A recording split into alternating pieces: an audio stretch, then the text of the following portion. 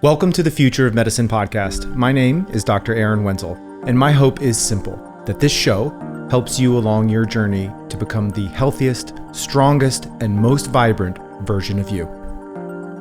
This podcast is brought to you by Brentwood MD. Brentwood MD is located in Nashville, Tennessee, and provides best-in-class concierge primary care. Learn more about our innovative approach to primary care at brentwoodmd.com. Now, let's explore the future of medicine. Hey everybody, this next episode of the Future of Medicine podcast, again, is going to be a talk that I gave in Houston. I was invited for a special event for a private wealth group to continue this conversation around health, wealth, longevity, and how having a sound, offensive-minded strategy, both for your health plan and your wealth plan, are synergistic, and how they feed off of each other in a way that is underestimated by many. And I really can't get enough of these conversations. The energy in the room was fantastic. The line of questioning at this particular talk was really great. Got some first-time questions. And again, super excited to share them with you in this episode. I hope you enjoy. Everybody join me in welcoming Dr. Aaron Wenzel.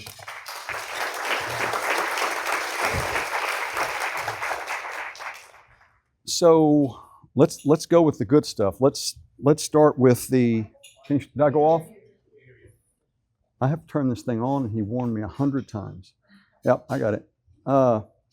So let's start with the good stuff, which is the title of your book, 90 is the New 60. Spend just a minute on how you came up with that, and then I'm going to follow that up with what's in it. I mean, I think there's a lot of thought that went into the title itself, and then beautifully, the title tells you what's in it, but what are the big topics in there? By the way, we're not here to sell books. You've got them. So that's not the purpose of today at all, but let's start with that.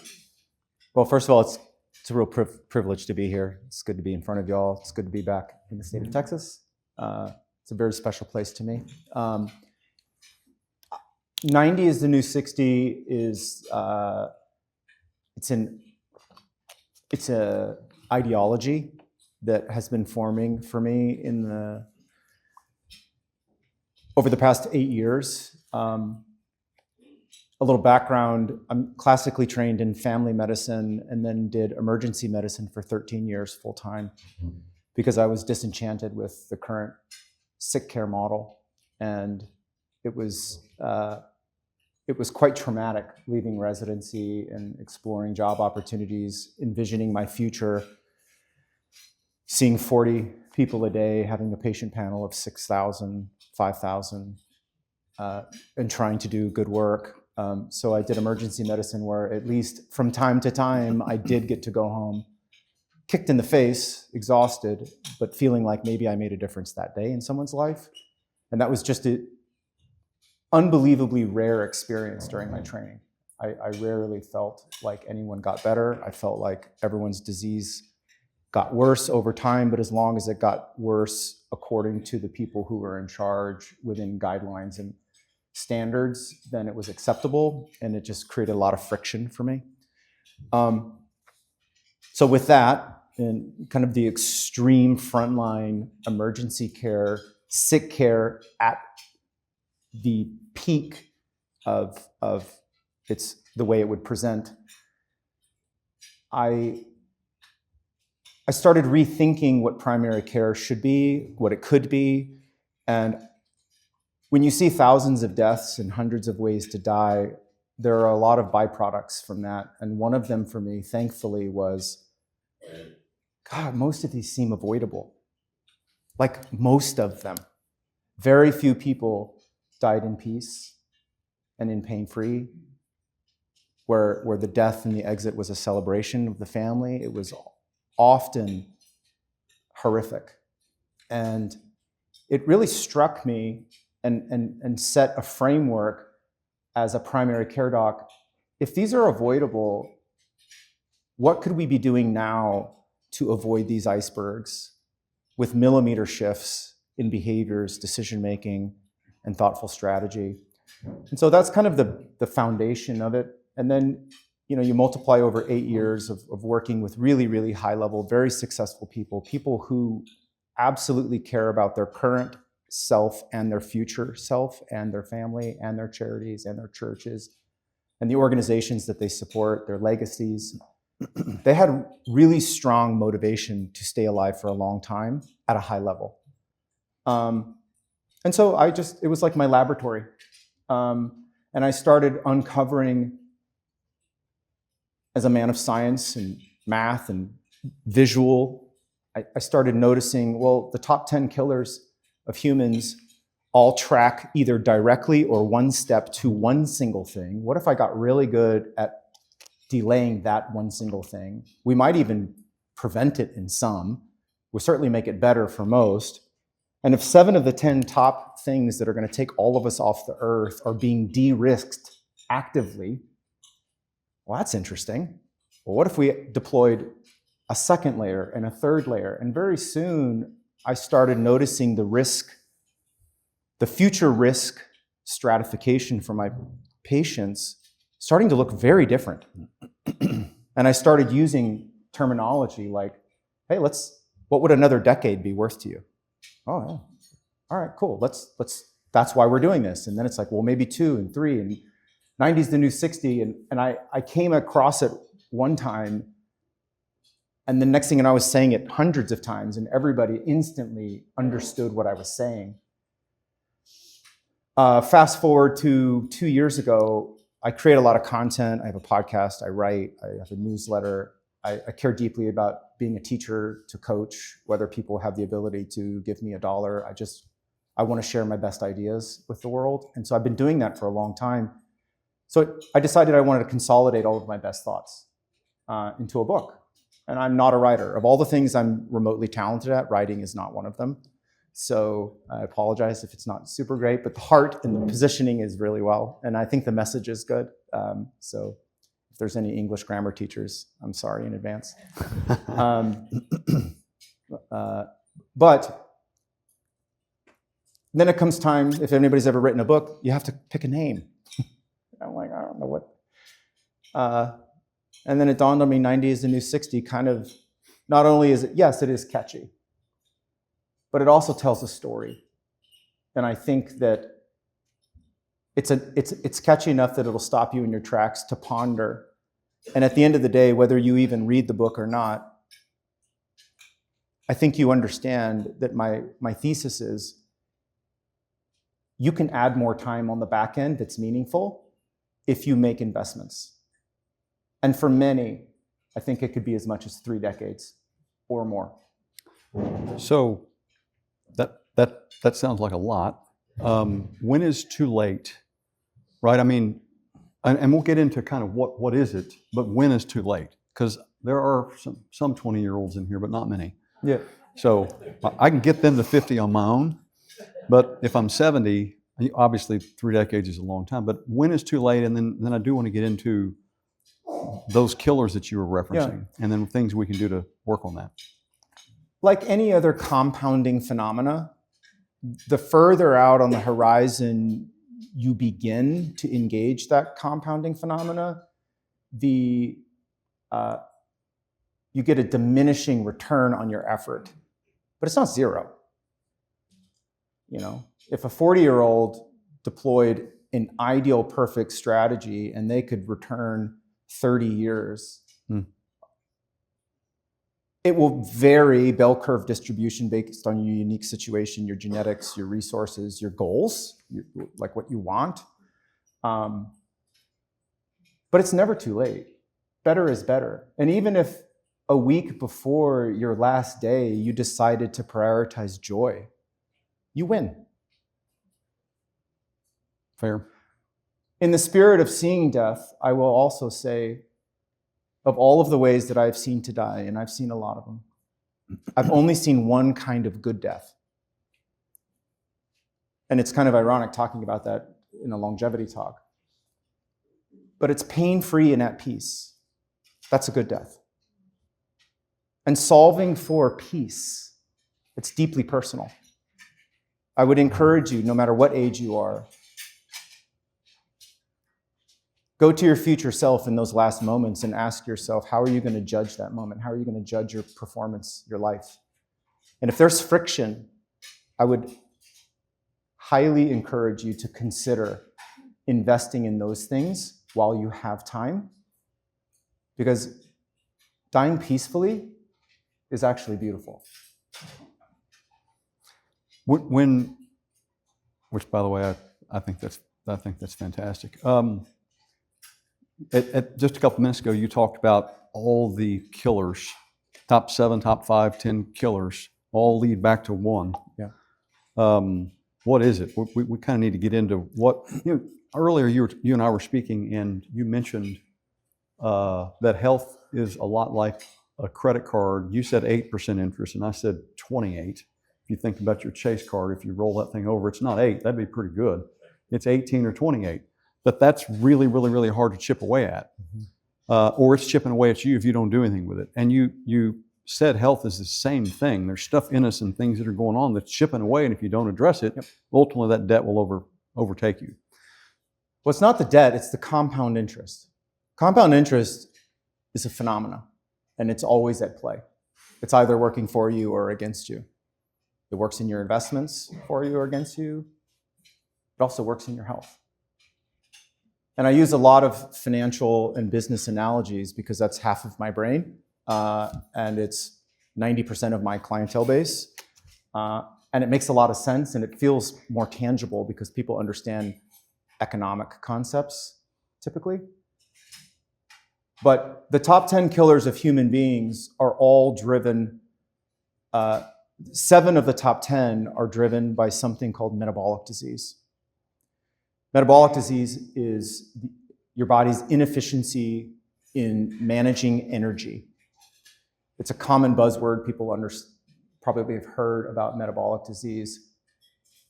Our metabolism is how we take potential energy from food and turn it into usable energy at the cellular level. And that all the biochemistry and biology and physiology between that conversion is called metabolism. And when you start to develop inefficiencies in these complex equations and processes, you get metabolic disease. So it's metabolic dysregulation, it's energy inefficiency. No different than in your division of your company. If there are key processes, if they start to become inefficient, you will start to see the output being suboptimal.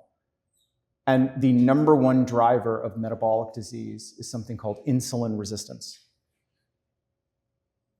In my world, they call them Wenzelisms, because I get a little ranty sometimes when I'm passionate. One of them is called the holy grail of health is an optimized blood sugar. I believe that is, if I could wish one thing to the universe for all time, it would be an ideal blood sugar forever. It would be the greatest gift humanity had ever gotten. Post-fire, like modern day humanity. Fire was a big deal. That's a pretty big deal. But in a world of abundance where we live a long time, chronic disease, metabolic disease is the number one threat to all of us in this room.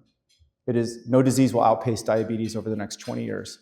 Diabetes is just the end expression of insulin resistance that has become severe enough that you can no longer regulate your blood sugar by any normal physiologic mechanism.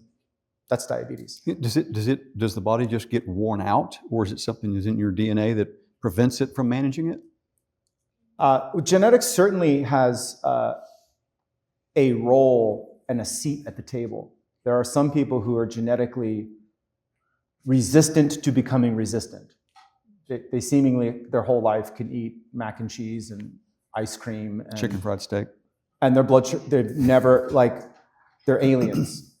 They exist. Yep. And then there's some people who seemingly have 4 French fries and their blood sugar shoots through the roof. There's some sort of intolerance. But at the end of the day, the currency of our energy is blood sugar. And the way that our body manages blood sugar is a hormone called insulin. And the moment your body starts ignoring that insulin, you are on the path to metabolic disease by definition, insulin resistance. which means your blood sugar stays elevated longer, which means your insulin levels rise even more. And it's this dance between insulin and blood sugar that over time, your body continues to be more and more resistant to this, so they both rise, and eventually you get called diabetic.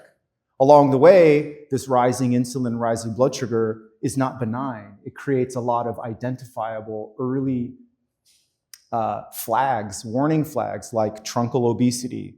Where does insulin produce fat? Around the belly and around the organs. What else does it cause? An increase in cholesterol, increased blood pressure. This is called metabolic syndrome. And it's like 90% of every internal medicine and family medicine practice is treating these 3, 4, 5 diseases. It's fully predictable. And so this insulin resistance, which leads to diabetes, which by the way is in the top 10, also is the primary fueler of heart disease, which is number 1. Number 2 is cancer. Cancer is nothing more than uncontrolled cellular growth. And in an environment where you need energy to stay alive, it consumes a lot of energy. So a perfect ecosystem for cancer to thrive is high blood sugar.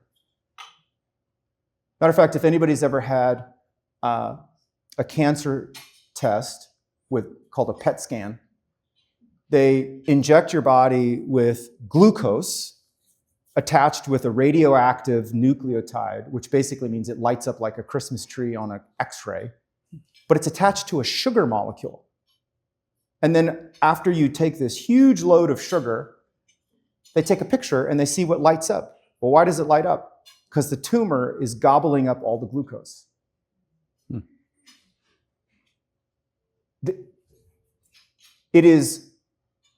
It is an expression of metabolic disease, just like heart disease is. Number 3 is infection. Doesn't have much to do with your blood sugar directly. That doesn't make the list. But then we start getting into things like dementia, primarily Alzheimer's dementia. The leading researchers on the planet are beginning to lean heavily into a diabetes type 3 situation. It's looking more and more like when it's all said and done, this is going to be insulin resistance at the brain. Not surprising to me. I'm not ready to totally plant my flag there, but stay tuned. I would not be surprised if formal announcements, formal nomenclature changing, where we really understand. And by the way, the last 30 years of Alzheimer's research, probably, if not in the top 3 biggest failures in medicine. We know incrementally more about Alzheimer's than we did 35 years ago. Cardiac disease, we know a ton more. Cancer, we know a ton more. Alzheimer's, not much. Why? Because we were chasing the wrong thing. We spent the last 30 years chasing something called plaques and tangles. If you know anything about Alzheimer's, when you have Alzheimer's, the architecture of your brain ends up changing and it looks different, and it's called plaques and tangles. And we were looking at ways to reduce plaques and tangles, thinking that would lead to a reversal of the disease, and it turns out it hasn't made a lick of difference. Actually, rates are going higher. It's probably because it's metabolic disease. It's not some predisposition to make plaques and tangles. So then we've got fatty liver disease, kidney disease. One of the primary drivers to kidney failure and dialysis is diabetes. One of the risks of getting diabetes in your 20s or 30s is total exposure over total time. Some young person with out-of-control diabetes in their 30s is almost certainly going to end up on dialysis. It's predictable. And the sick care model has built all around this, and there are people with charts and graphs, and they're graphing all of this, and it's all part of... You keep saying sick system. Yeah. It's because we don't have health care. I don't know if that's a new concept for anybody, but what we call health care is nothing more than disease management protocols. And there's a reason. This wasn't intentional, I don't believe. It's just what happened. And every system we have, every process we have, every protocol we have is in an effort to manage one's disease but not make them better. And if the management technique doesn't work, there's a further process, treatment, center, thing you can do. But none of these people get cured. The diabetes always gets worse. It's just managed better or worse. Healthcare is what you do with your Whole Foods bill. Your insurance doesn't pay for that. With your what? Whole Foods, Okay. your grocery bill, your gym membership, your Pilates, your massage, your personal trainer. That's healthcare. And prevention is not part of the DNA of our current system. People talk about it, but it's not healthcare. And I think it's important that people realize, health insurance and hospitals, they're important. If you live in this country and you have a heart attack and you want the highest quality cardiac care on the planet, you go to the Cleveland Clinic. Easy. We're in Houston. I know. Just kidding. Well, Houston for cancer, for sure. Mm-hmm. Yeah. But if you went to MD Anderson using the cancer and asked, I want to make sure I'm doing everything I can not to get cancer. What do you think they're going to tell you? Come back when you have cancer. Come back when you have cancer. We're the best at treating it. We can't do anything for you. Same thing with Cleveland. I want to make sure I don't have a heart attack. I got a really strong family history. Oh, okay. Well, have you ever had a heart attack? No. Are you having chest pain? No. Eat less, exercise more, and come back if you start having it's not the doctors, and it's really we're having to live in a highly matured, highly profitable sick care model. And again, I used to be really mad, but now I just understand it's just where we are. In 1950, the life expectancy was around 50. And now it's heavily skewed because of world wars and heavily skewed because of some other things. However, when we go back to the 1890s, life expectancies in the 40s. When we go back to the Roman Empire, life expectancy was 23, 24. Humans living a long time in mass is new. There's always been people who are outliers, but we sent our youngest men and healthiest men to war, 15 to 24. If you didn't die in battle, then you died from pneumonia or a cut that got infected and you get septic. Nobody washed their hands when they amputated you. Life was really super hard. And living a long time was just not practical. And so when the light microscope was discovered, subsequently penicillin, we discovered, oh my gosh, there's this entire universe called microorganisms. Oh wow, this is not witchcraft and mystic. These are living organisms that we cannot see. That was a game changer. And penicillin alone expanded our lifespan, the ability to dampen dying from infection. It was a major breakthrough moving towards longevity. But during that time, as we learned more, it made sense to optimize for things that kill you the fastest. Mm-hmm. The concept of living a long time didn't even enter people's mind. It was, I don't want to die now. So, which is why we have a system. If you're having a heart attack, this is why minutes matter. If you're having a stroke, minutes matter. We've got hundreds of millions of patient-year data that tell us best practice, gold standard, where if you're in small town East Tennessee or big time downtown Houston, you're getting the same care. These are best practice on the planet.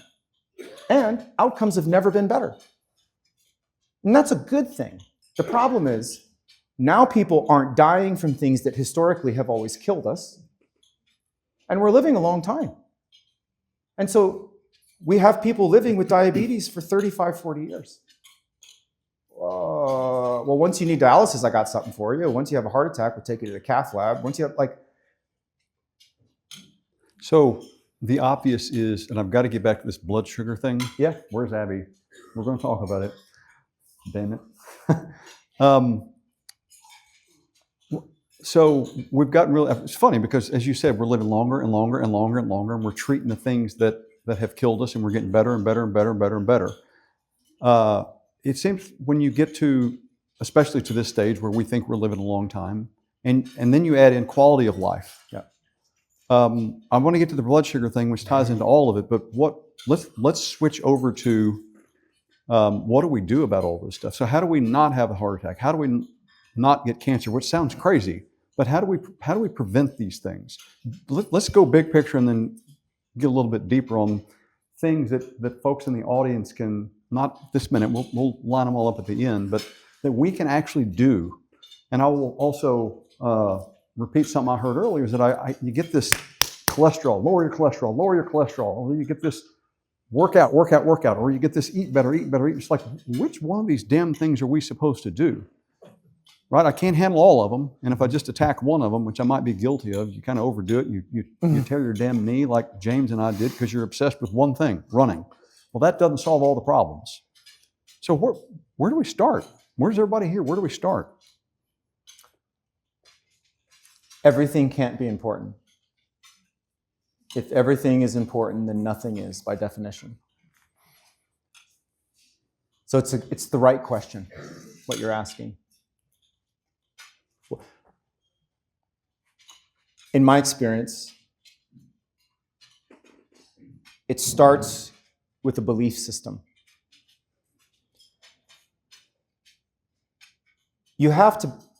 One has to have a compelling future. In my opinion, the beginning of a longevity talk is you have to have a compelling future. When you look on the horizon, you've got to get a sense that, like, my best days aren't behind me. If we really want to hit this and maximize our longevity opportunity. Humans looking backwards, in general, don't tend to thrive as well as humans looking forward. You have to believe that it's possible to add quality and quantity to your life, even if it was one moment at the very end filled with joy and peace. You have to believe that that is possible. If you do not have a belief system that will allow you to believe that, then, do the best you can. I mean, then it seems unlikely that you'll achieve it. It's not impossible, but odds are low. Once you believe it's possible, you have to believe it's worth it. You'd have to believe that if I could pull off this effort and I could capture 1, 10, 12, 17, 32 years, that would be worth it, because you won't have the stick-to-itiveness to the things that you need to do to actually gain the return on the investment and the effort. And then once your belief system is right, I think it's around finding your team. Who is going to guide you on this journey? Finding your person. Your primary doctor, therapist if you need a therapist, your pastor if the pastor is going to be involved, a trainer. What team members are you missing on your team? There has to be an ownership of self-advocacy. So again, I'm not giving you any, this is all preparatory mindset stuff, not tactics. Because tactics don't matter if the mindset's not there. You'll do it for 6 seconds and then it's over. Once advocacy and your team, where you're the loudest person on your team, but your team is aligned with you, with your values and your goals, and you have a belief system that it's worth it and that it's possible, now you're really starting to build the base engine to do some really meaningful work with things that actually aren't that difficult. Number one, if any of this is interesting to you and you smoke, you have to stop immediately. Otherwise, nothing I'm talking about matters. It is the number one cause of preventable death on the planet. assuming you're not smoking or you're going to quit, the next most useful thing you could do is get early eyes on your metabolic efficiency, specifically. We talk about prevention, but prevention is kind of like the ideal, it's the horizon. Very few people ever arrive at the horizon. But that doesn't mean when you're traveling, you're upset. We use the horizon to guide us, to orient us. You know, driving east looking for a sunset is going to be disappointing. Unless you look in the rearview mirror, which you said's a bad idea. The only time I advise my clients to look in the rearview mirror is to extract the lesson from the past to bring into the future. Otherwise, it's about auditing what gets to come with you in the future. And we're in control of what gets to come into our future. So instead of prevention, and this is a newer nuance for me, I still will slip up and say prevention because my heart is that's my goal. But a more accurate term, in my opinion, is delay. Is what? Oh, delay. Delay. Mm-hmm. If you can delay the onset of insulin resistance, you push out the consequences of the chronicity way into the future. Diabetes is not a problem the day you become insulin resistant. Diabetes is a problem 20, 30 years after you have it. And that shortens or lengthens based on how significant it is out of line. But if you can delay, if you get diabetes at 38, that's a real problem. Because the average life expectancy is 78, 76. So even on average, not even with a strategy, you got 40 years with that deal. It's going to be a problem. As opposed to if you get diagnosed with diabetes at 68. Yeah, it's not ideal, but okay. And if you were able to push that 38 to 68, the trajectory of consequence and risk profile looks totally different. And this is kind of like, I am a very visual person, so I think about it. But in terms of risk, what we're talking about is de-risking your future. Mm-hmm. And risk is total exposure to thing over total amount of time.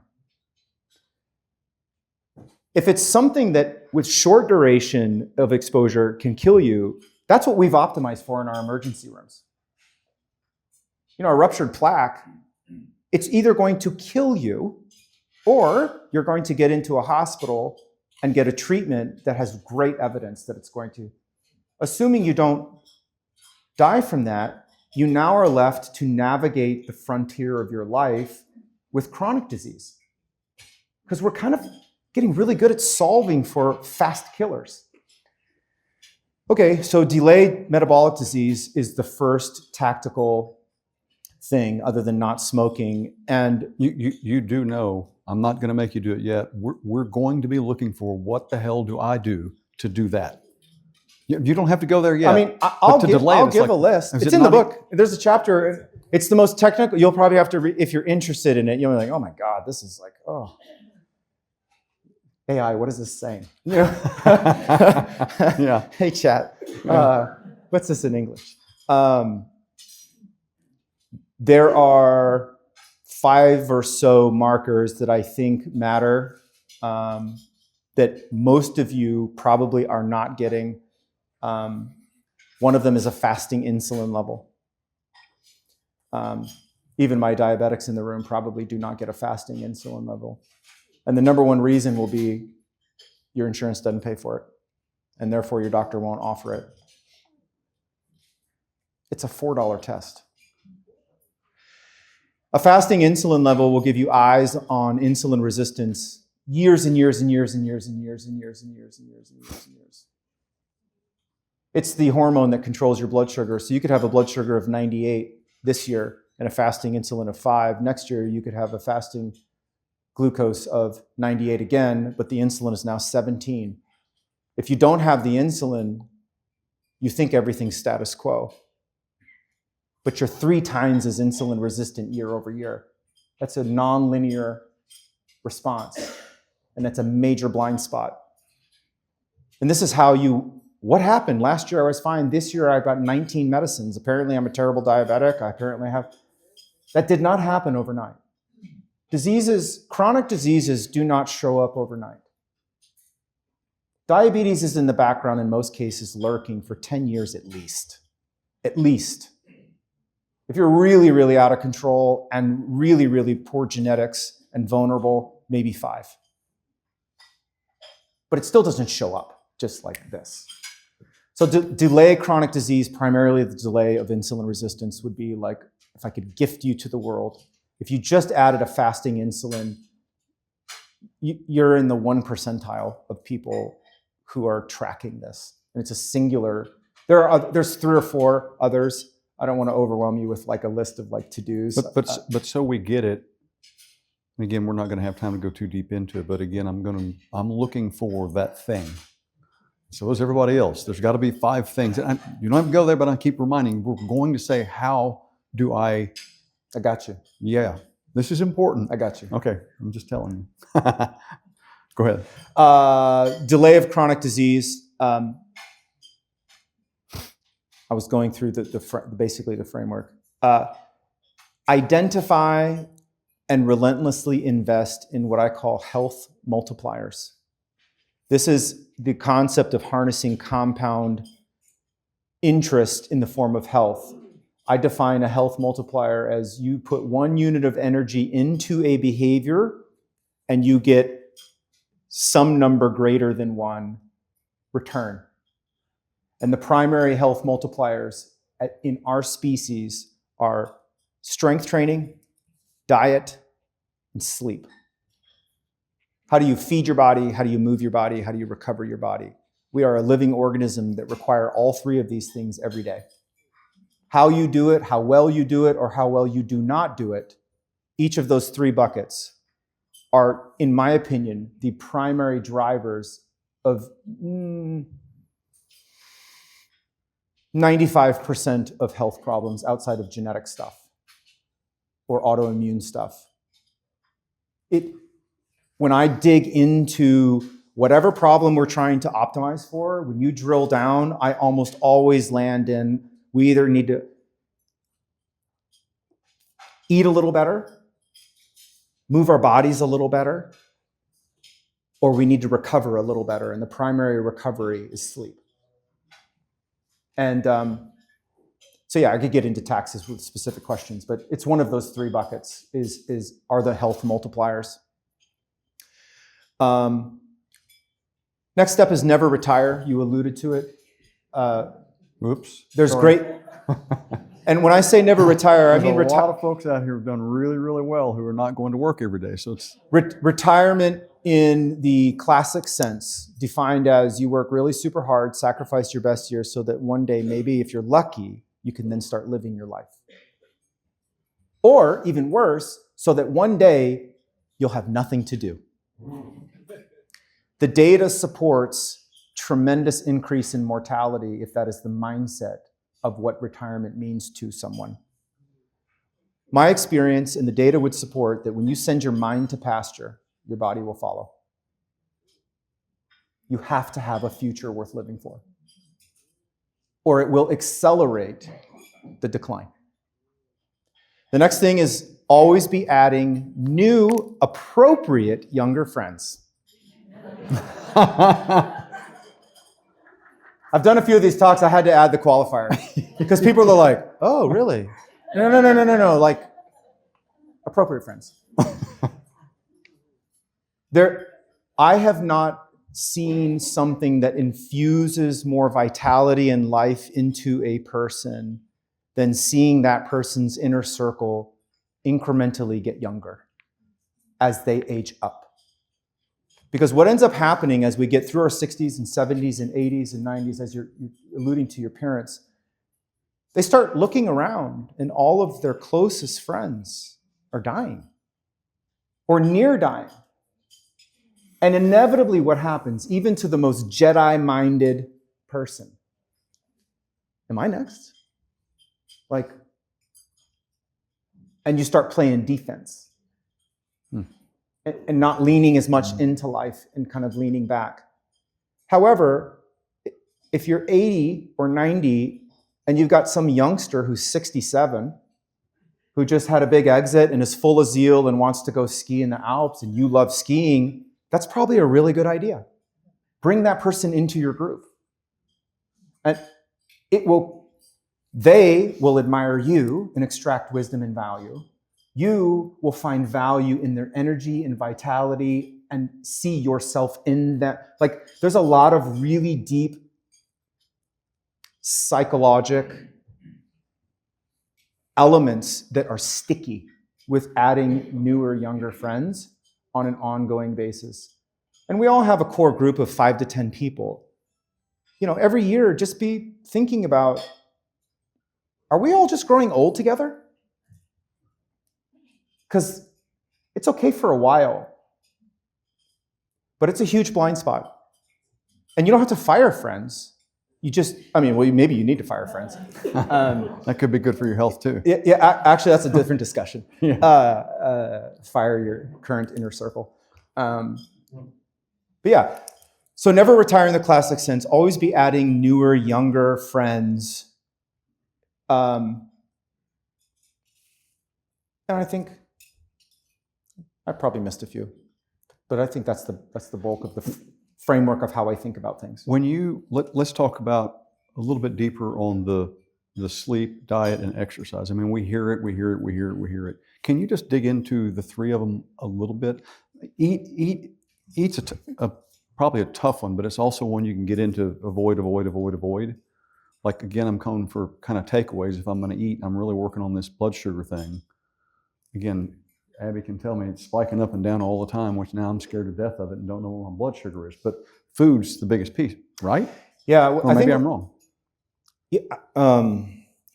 Diet. I am a nerd. One of the things I love nerding out on the most is something called nutritional biochemistry. So it's not just what diet, but like, what's the chemistry going on and why does it matter? Interesting sound. Mm-hmm. I thought I was back in the ER and there was some suction going on or something. Sorry. PTSD. Yeah. Something going on behind the curtain. I have a lot to say about diet, and I have spent an obnoxious amount of time, over thousands of hours, thinking about this practical application, rethinking about it, taking it back and thinking about it. Where I stand today is an evolved version of myself. My many things that I used to hold very, very tight and very, very close to my heart, I no longer believe. For example, all calories are not created equal. As a biochemistry guy, I learned about calories, and I, early in my youthful zeal and my desire to do good, very much bought into eat less, exercise more as the pathway for everyone to lose weight, and that it doesn't really matter what you eat as long as you stay under it. It's a math problem. And I like math, but I like biochemistry more. Didn't know that until medical school. But it turns out, once you have metabolic disease, it's no longer primarily a math equation. For the youngsters, for the kids, yeah, it's probably mostly math. Primarily, it's volume. They could eat chicken fingers and French fries, and as long as they don't eat a ton of it, they're probably not going to get sick quickly. Right? This is where it's a slippery slope. Like, bad diets don't kill you fast. Bad diets kill you over decades. And this is the problem that we have, because we haven't optimized for slow killers. And bad diets are slow killers. Once you have metabolic insufficiency, once you're insulin resistant, this is now a hormone problem. This is a biochemistry problem. It's an insulin problem. So if you have any evidence of metabolic disease or insulin resistance, what source of calories, defined as what does it do to your blood sugar, matter more than how many calories? It's not the calories don't matter. They're not eliminated from the equation, but there's a different rank and order. You have to honor the biochemistry problem before you can lean into the math. Fix the biochemistry, then it becomes more of a math problem. So that's a belief system that I've changed over time. And I think a lot of thought leaders are having that discovery. There's still some tried and true gym, kind of old school Venice Beach bodybuilder types that they're going to go to their grave with it's just calories. Okay. Tell that to a diabetic trying to lose weight. Mm-hmm. It ain't gonna work. Got to fix the insulin problem. In general, are there 3 or 4 things that are, I mean, like smoking, that's obvious, but when we're eating, what's at the top of the list of we really ought to not for diet? Yeah. Single ingredient whole foods. The more ingredients that you're putting in your mouth in a single substance, the more likely it's not real. Real as in, was it food 120 years ago? It's new food. It's fabricated, it's chemicals, it's propped up with new compounds in a fancy green recycled box called food. And it feels like it should be healthy. I mean, it says fresh right on it or whatever, you know? And then the Nabisco, like, oh boy. Yeah, single ingredient whole foods. If you want an apple, eat an apple. I don't believe anybody has metabolic disease because they eat too much of any one single ingredient food. Nobody is got diabetes because they eat too many blueberries or too many ribeyes. You don't have a cholesterol problem because you eat ribeyes. That is heresy. Yay. Oh, sorry. Did I say that out loud? I have moved on from a ribeye to a New York strip. Me too. There we go. There you go. Yeah.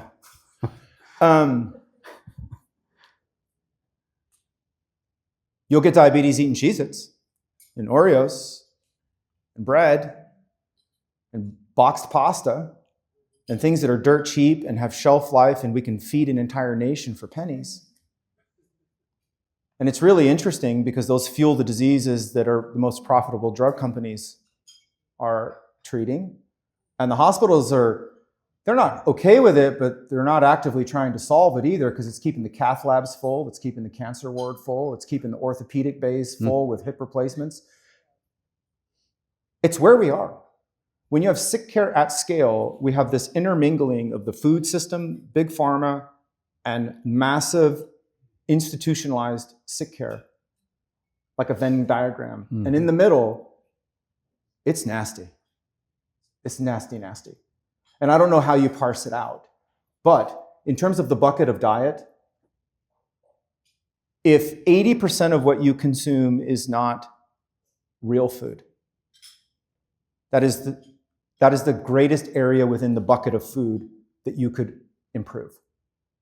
Really start leaning into, if you cook at home, recipes with 5 or less ingredients. My wife is half Lebanese and she cooks some of her grandmother's recipes. And they're melt in your seat, kind of like delicious. Good, yep.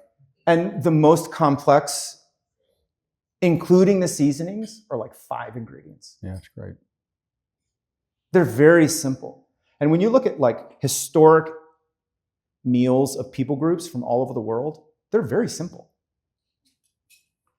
When we get 27 ingredients and the last 13 are clearly chemicals that you can't even pronounce, that's not food. So anyway, I've harped on that. I think the second thing would be, if there's any excess body fat on you, an intermittent fasted lifestyle should be considered if you can tolerate it. Because we got about 20 minutes left, can you dig into that quick? Yeah. But with that, the new drugs on weight loss. Oh, yeah. And yes, Only 20 no, minutes, you're huh? Okay. a fan, et cetera. But go ahead with that one. Yeah. I define intermittent fasting as every 24 hours going at least 12 hours without consuming any calories as a baseline, but no more than 24. So somewhere between 12 and 24 hours every day you're not consuming calories. This leans heavily into the math side of weight management equation. It just makes sense. If you go to bed at midnight and have a bowl of ice cream and you're up at 5 and you're eating Lucky Charms, like you're constantly consuming. Mm-hmm. And so it's not that the math doesn't matter, but you don't even have a chance if the biochemistry is off and the math is off too. Yep. This is the kaboom. Okay. So most people would do very, very well. And by the way, prior to mass agriculture at scale at 1950, supper was 5 to 6 p.m. Yeah. At a table with your family. So there's a community element. And you got up at 5 or 6. There was a natural fasted rhythm inherent in our existence. You didn't have to, it would be common sense. Why would you eat so late?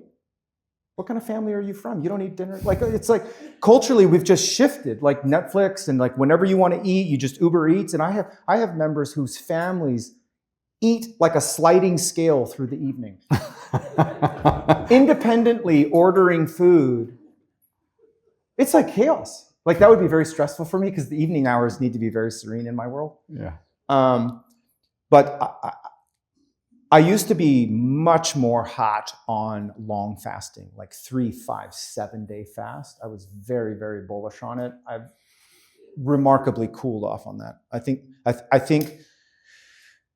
there's a bigger downside than I expected. So when I talk about fasting, I'm not talking about long-term fasting. If you're into it and you can tolerate it, go for it. Just be sure you understand that, but it's not something I recommend. Keep your ingredients down and go 12 hours without. Single ingredient whole foods. Yep. Eat within a 12-hour window. Mm-hmm. And the more don't eat. Huh? Oh, do eat, yeah. And then the others, yeah. And the more fat on your body or the more insulin resistance you have, this is the easiest lever. You just expand the fasted window by 1, 2, 3, 4 hours. So you go from 12 hours fasting, maybe to 14, maybe to 16, maybe to 18. Still eat the same amount of calories. You can eat the same food, just tighten the window. It gives you more area under the curve where your body can actually process what you have already given it in the form of potential energy. Okay, because I'm managing the clock. GLP-1s. Yeah, they don't know. Well, part of the people know what that is. It's the shot. Yeah, so the Ozempic, Wegovy, tirzepatide, Zepbound, semaglutides of the world. On a bumper sticker, I think next to penicillin, the most significant pharmacologic breakthrough of all time.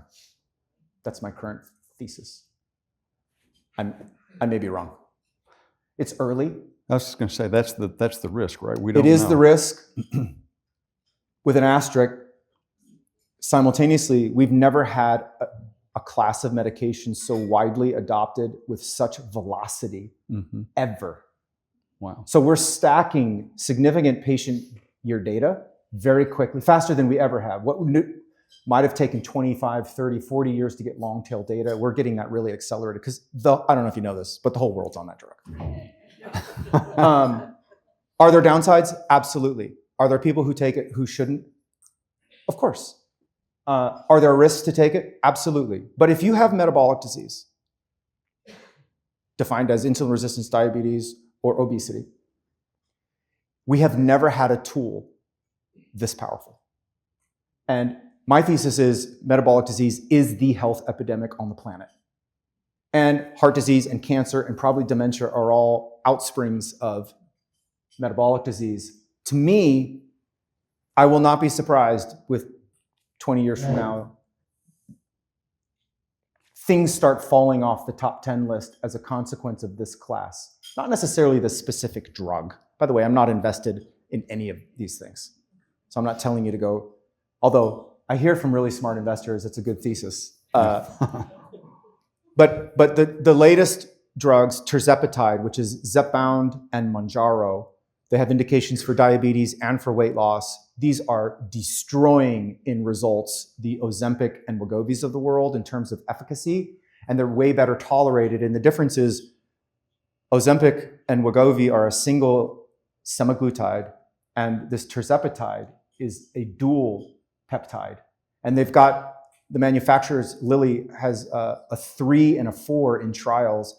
I suspect nobody will be making the single agents anymore. Wow. These things are very, very powerful.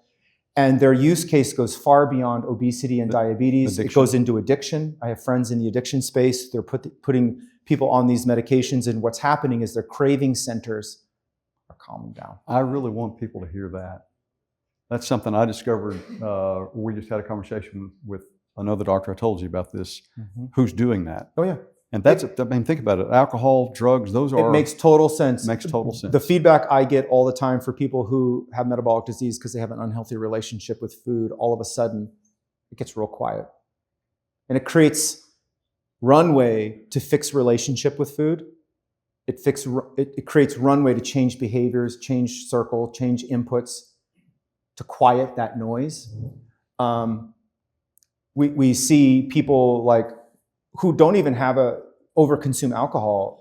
The desire, it just goes away. It's pretty profound. It's big. So I'm a big fan. I'm cautiously hyper optimistic. And I'm sure someone would say this.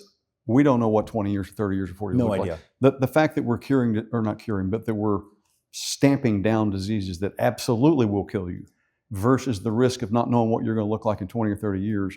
We know there's a benefit. We don't know what 35 years look like. There is a possibility that 20 years from now, when I give a talk, I'll say the top 10 killers, and there won't be heart disease. Yeah, it won't be cancer. It won't be dementia, but it'll be suicide, depression, a lot of, we're going to solve for many of these things, and we're going to be left with deeply emotional, spiritual, existential kind of crises. Yeah, which we need to work on that too. 100%. And it's why I want to address it. And I have this feeling that once we move these metabolic diseases We can go over there. down, we're going to see a shift of the top 10, and it's going to start to look a lot like mental health. Yeah. I predict. Could be wrong, but as life gets easier and easier, it becomes harder and harder to find purpose. It becomes harder and harder to find compelling future. It's a really interesting dynamic, and there'll be a lot of. And by the way, we see it socially, culturally. It's tense. There's a lot of people. What do you think are the barriers to good mental health? Oh gosh.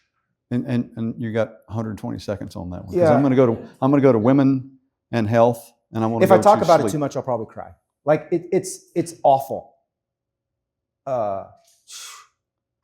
There's so many people suffering, and I don't know. I think it's multifactorial. I think, some people are in awful situations, but people in awful situations have these amazing stories that come out of it. Mm-hmm. So it's not just awful circumstances. I think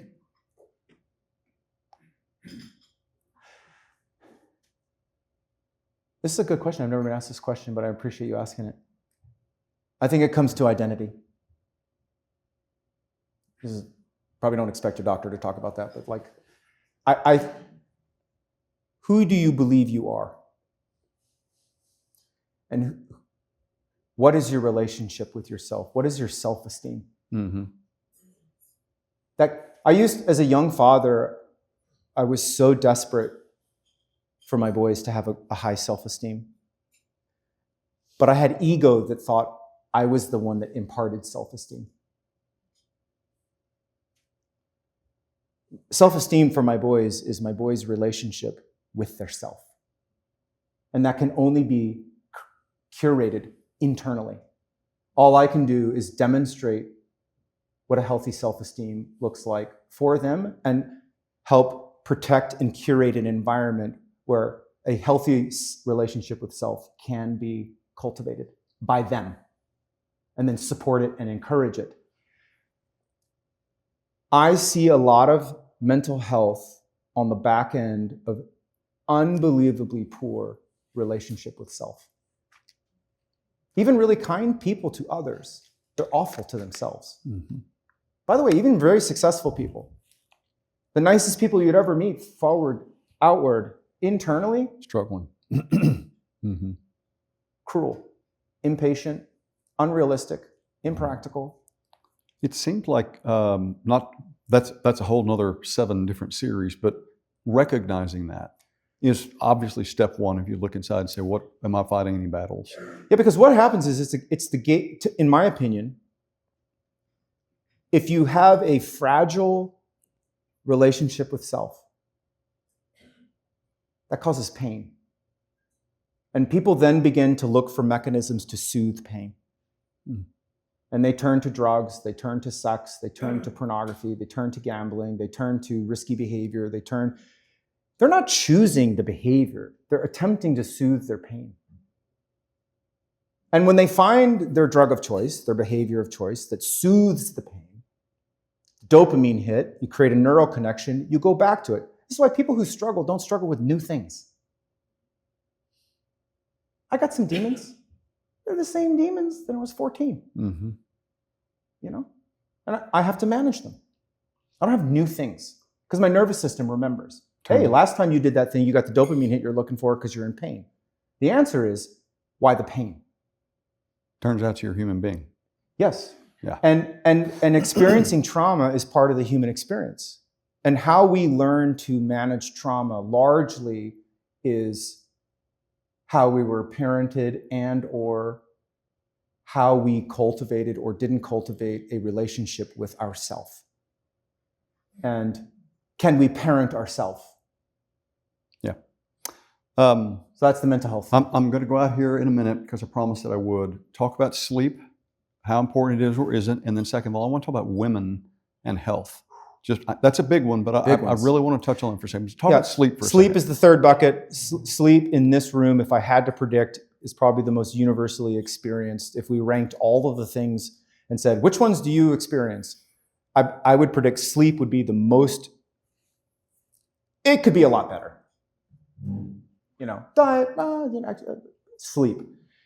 The challenge with sleep is we know it's essential, but it's otherwise very mysterious. Like,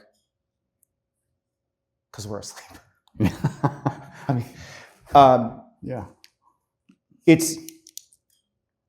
And there are a lot of variables that go into sleep. As we age, we need less sleep. So that has to be kind of accounted for.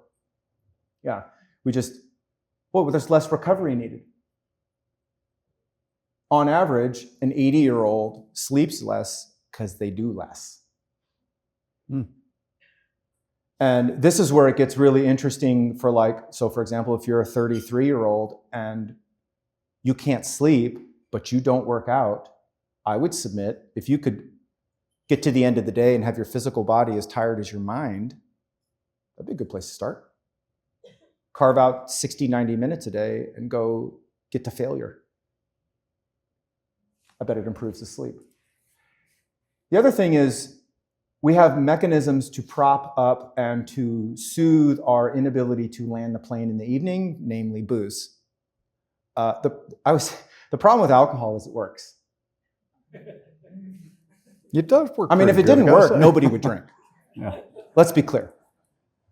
I mean, outside of one or two cocktails here and there, when we reach for an alcoholic beverage, we have a purpose for that drink.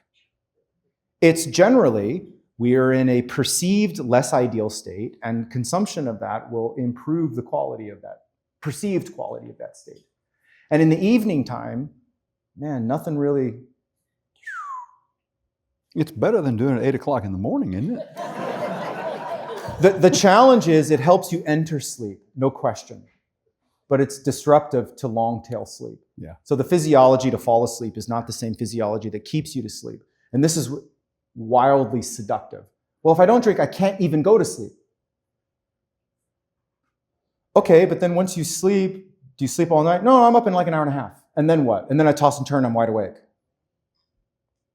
Okay.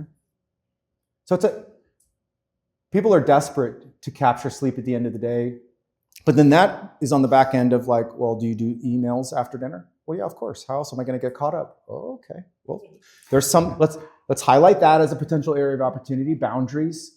Like, is this really essential? It is. Well, then was everything else you did during the day essential? Like, it gets into like coaching stuff. How essential is sleep in general? Sleep is an essential element of the human experience. The average human needs 7 to 9. You know, some people need 6.5 or 7, and you've got some sleepy heads that need 10 or 11. And And then there's some real like outliers that need a lot of sleep. And there's the 5 or 6 hour people, and they genuinely feel fine, and there's no demonstrable evidence that they're suffering. And if that's you, okay, but that means you're an outlier. Most people need 7 to 9. Like last night was an anomaly for me. Yeah. I got about 4 hours of sleep. Now I'm hyped to be here, so like it's okay, but I'm going to recover. I can't do that. I used to, but I paid.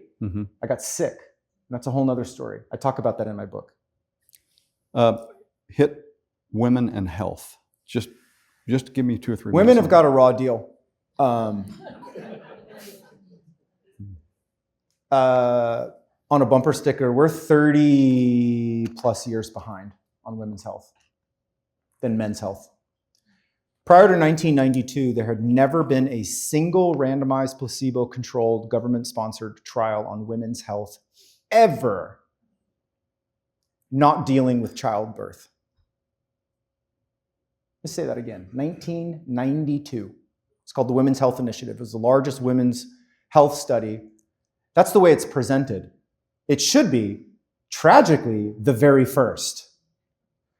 And it was sponsored because they noticed women in the 80s found something called bioidentical hormone replacement, and their lives were being turned around. And the government said, oh God, we don't know if these are good or not. We ought to do a study. So the primary driver, and they packed on a couple of other things, and I don't have the time because you're not going to give it to me. I talk about it in the book. It's worth, if you're a woman and you care about this historical context, I would implore you to dig in and become educated in the Women's Health Initiative. It's the most important study all time that no one talks about, for men and women. But women, prior to the Women's Health Initiative, women were generally treated as female males. Males who could basically have babies. They're the same. How could they be different? They create human life. Like, they're completely different. What are you talking about? So women, stay tuned. You have an uphill battle compared to your male counterparts. I would say that if you're postmenopausal, your rate of chronic disease outpaces your male counterparts, specifically heart disease. Prior to menopause, you're protected, which is why it's a risk factor if you have a woman in your family history who's had a heart attack before the age of 55. That should not ever happen. And if it does, that's a major family risk factor. Now, post 55, they outpace males. And one might say, well, why is that? The loss of hormones. Turns out your ovaries don't just make babies, they're protective. Turns out your ovaries don't just make babies, they are the backbone of your vitality as a gender. And it's a really big deal. And hormones sound like that's a big deal. Hormone replacement therapy for men and women is a massive component of health and vitality. Not everybody can take it, but most can. It needs to be managed, and it needs to be ideally managed by somebody who has done more than a weekend 8-hour review course. This is deeply on purpose complex. Like, if God was going to design a specific one of two genders to have the ultimate human superpower, creating a life, it'd be a little more complex by design. All of the hormonal variance between a woman and a man is largely due to this superpower. And you lose it at menopause. Whether you're having babies or not, your experience as a woman there's the front half and then there's the back half, and they're different. Men have a different experience, but it's not so stark. It's more gradual and insidious. It's more silent suffering as men age and lose testosterone. But I'm a massive fan. I could field any questions you have on hormones, but as a general rule, hormones, especially on the back half of life, very big fan. Not suggesting they go order the stuff on CNBC at 6 o'clock in the morning that will help them. They need a professional. If you need hormone replacement therapy, then you need the thing that you made naturally that you're no longer making. Yeah. Okay, let's go out here and see if there are any burning questions. Yes, sir. Okay, I have a question about the health. Number 3, which is sleep. I understand that the quantity and quality of sleep is very important. But how about the timing or the time frame of sleep? I know that I need about 6 or 7 hours of sleep. Before I used to go to sleep about 11 o'clock to 6. But I've changed. I changed that habit. Now I go to sleep from 8 o'clock and wake up at 3. Yeah. I So, feel great, but every time that everyone that I talk to, they think that I'm crazy. So just to you want to repeat the question real quick? Same amount of hours. So you're saying, is the block of 7 or 8 hours that you get, does it matter? Well, it's sleep consistency, which, by the way, Whoop will give it to you. Just saying.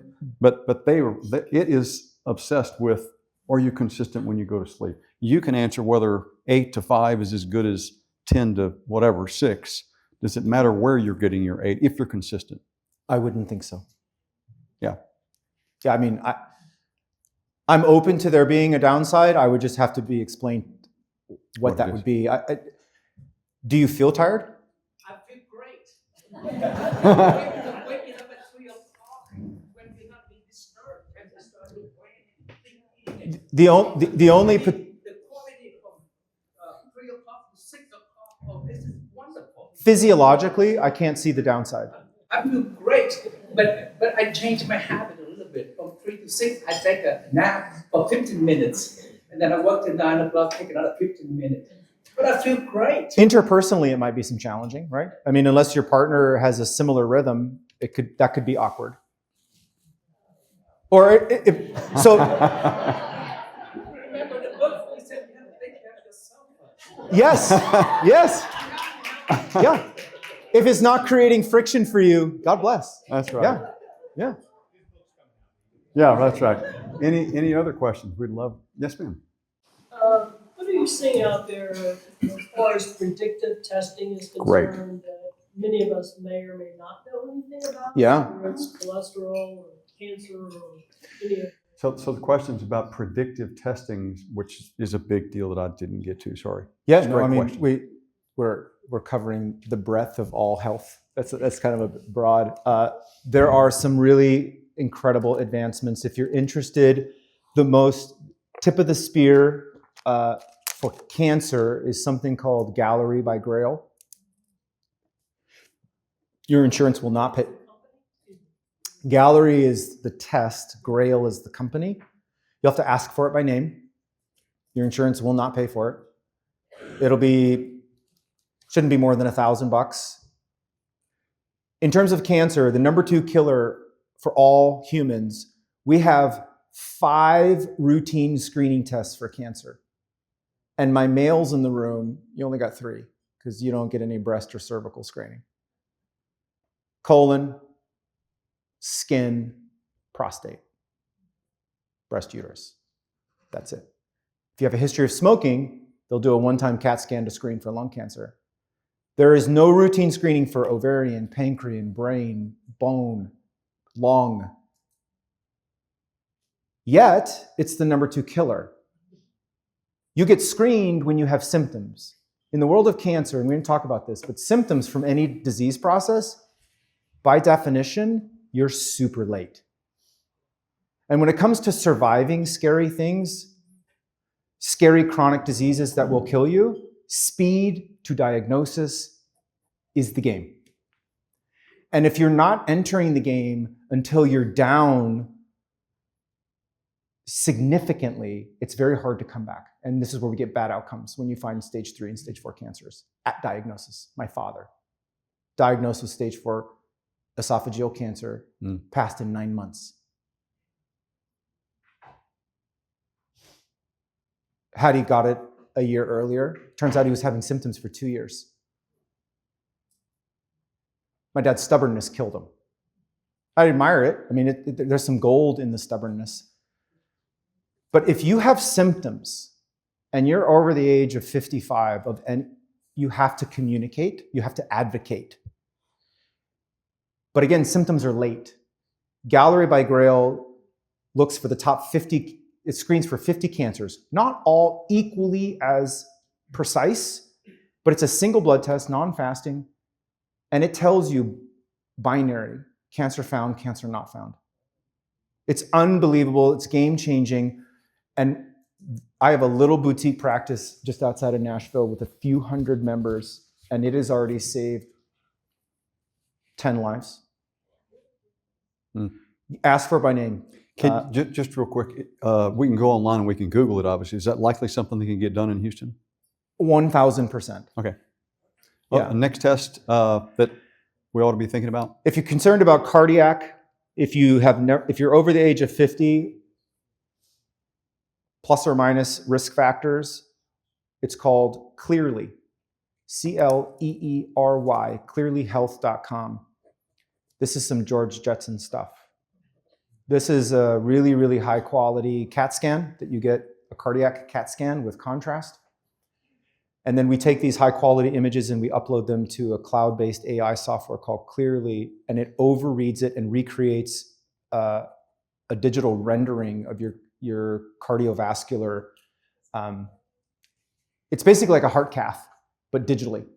And you can identify plaque, where it exists, and the composition, and even within the composition, the highest risk of rupture without the cath. It is granular level, precise data that is meaningful to an individual when you're trying to risk stratify of the most likely thing to kill us all. It has saved dozens and dozens of lives in my small practice. How many people have had a calcium score? A third of the room. Calcium scores are better than nothing, and it's a $50 test. If you can't afford or you're not interested in or it's not available, Clearly is a little trickier to get because you have to have a doctor who's have it set up. But if you ask for it by name, you should be able to get it set up at an outpatient imaging center, and then they can set up a relation. The doctor will have to have done it or be open to doing it. So it might take a little work, but if it's an area of concern, highly recommend. If you cannot get it and you haven't had a calcium score, please get a calcium score. The problem with the calcium score is that it only shows calcified plaque. Calcified plaque is a rock. Calcified plaques don't rupture. Ruptured plaques are what causes heart attacks. Soft plaque ruptures. Soft plaque doesn't show up on a calcium score.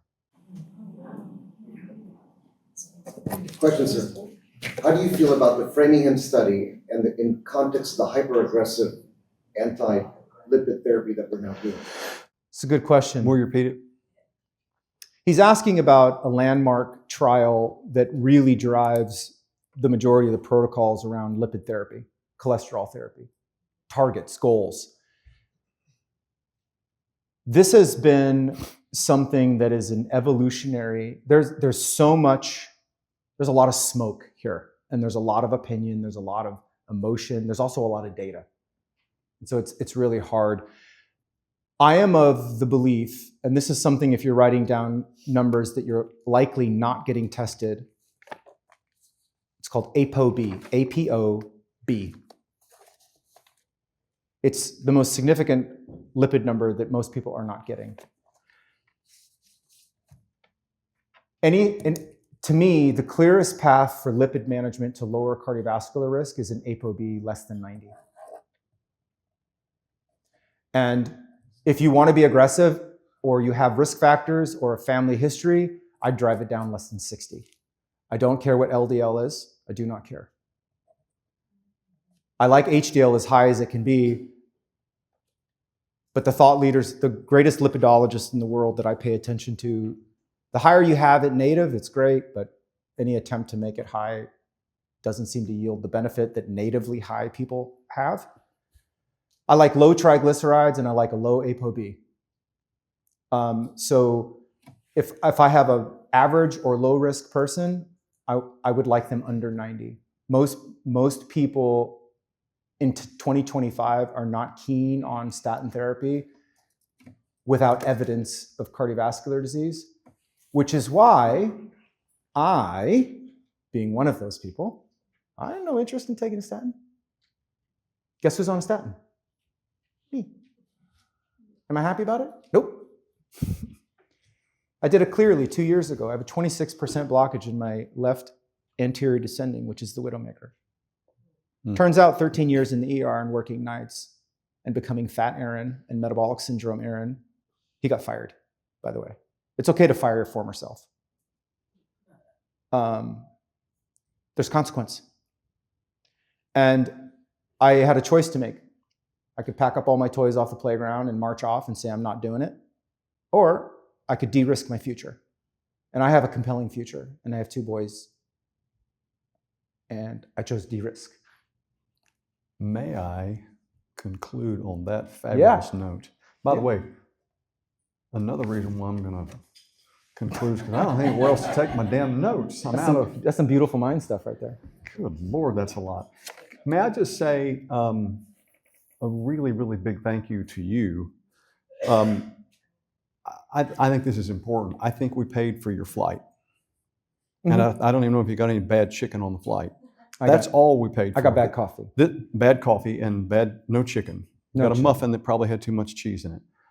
I wouldn't touch the You're here, muffin. in my opinion, because you care about this stuff. That's right. He's a friend, but I hope you start charging. Not yet, but I hope you start charging. I think this is absolutely fabulous, but you're doing it. I want this crew to know you're doing it because you think it changes people's lives. Yep. I certainly believe that. Yep. And I wrote down gazillions of notes, but with you all, first of all, I'm going to thank you all so much for being here. This is, I hope it's been terrific for you all, and I want to thank you so much for being here and talking us through all that. So thank you very much. It's been my pleasure. Thank you.